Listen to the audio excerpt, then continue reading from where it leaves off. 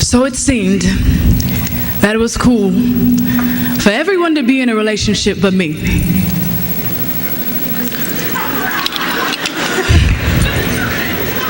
So I took matters into my own hands and ended up with him.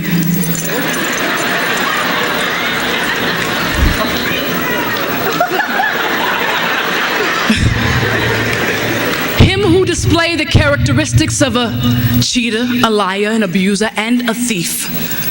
So why was I surprised when he broke into my heart?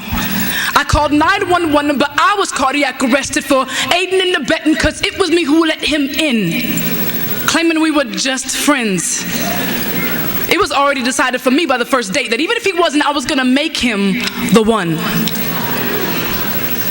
You know, I was tired of being alone, and I simply made up in my mind that it was about that time, so I decided to drag him along for the ride because I was always the bridesmaid and never the bride.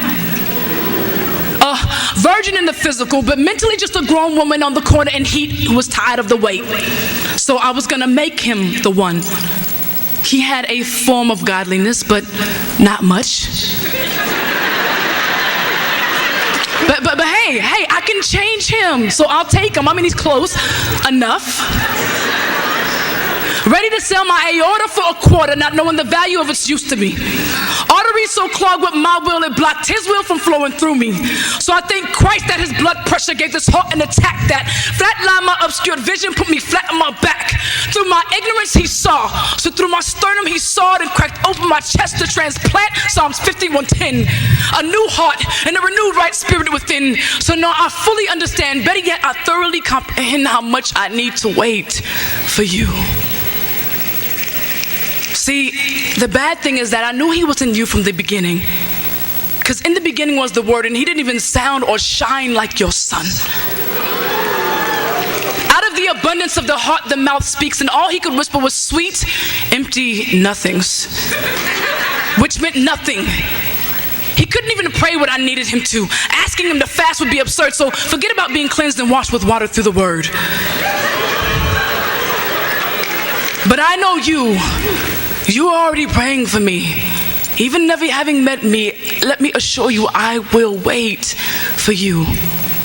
I will no longer date, socialize, or communicate with carbon copies of you to appease my boredom or to quench my thirsty desire for attention and short-lived compliments from sorta kindas. You know he's sorta kinda right, but sorta kinda wrong. His first name Luke, his last name Warm.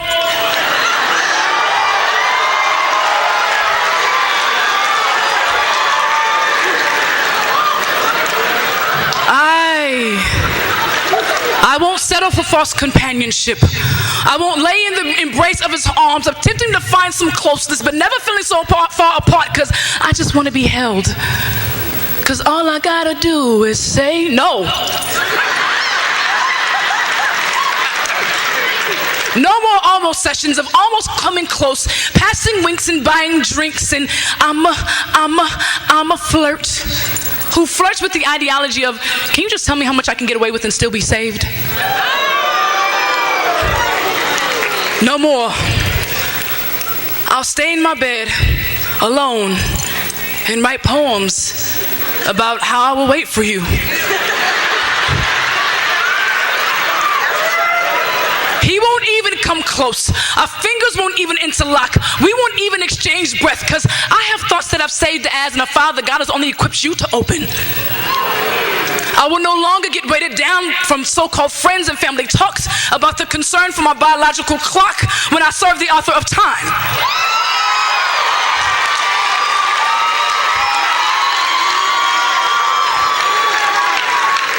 Who is not subject to time, but I'm subject to him. He has the ability to stop, fast forward, pause, or rewind at any given time. So if we could role play, you would be Abraham and I would be Sarah.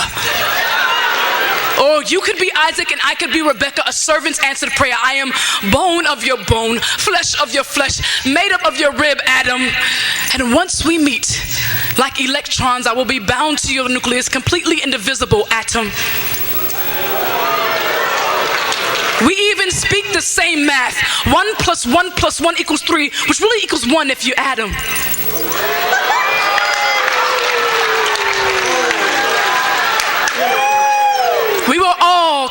his image, but you have the ability to reflect, project, and even detect the sun. If I were to explain what you look like, you would have to look like a star, a son of the sun. I would gain energy simply from the light that you shine on me. I would need you in order to complete my photosynthesis. I await your revelation, but once again from the Genesis, I will wait for you.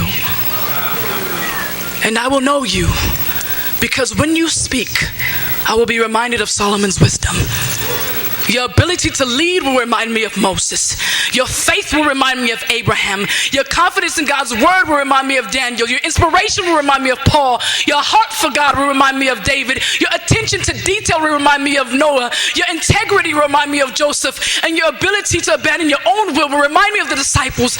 But your ability to love selflessly and unconditionally will remind me of Christ. But I won't need to identify you by any special Matthews or any special marks, because this word will be tatted all over your heart. And you will know me, and you will find me where the boldness of Esther meets the warm closeness of Ruth, where the hospitality of Lydia is aligned with the submission of Mary, which is engulfed in the tears of a praying Hannah. I will be the one drenched in Proverbs 31, waiting for you.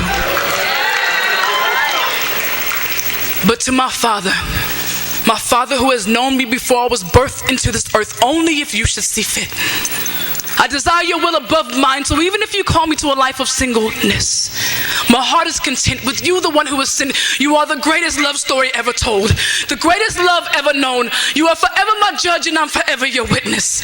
And I pray that I'm always found on a mission about my Father's business.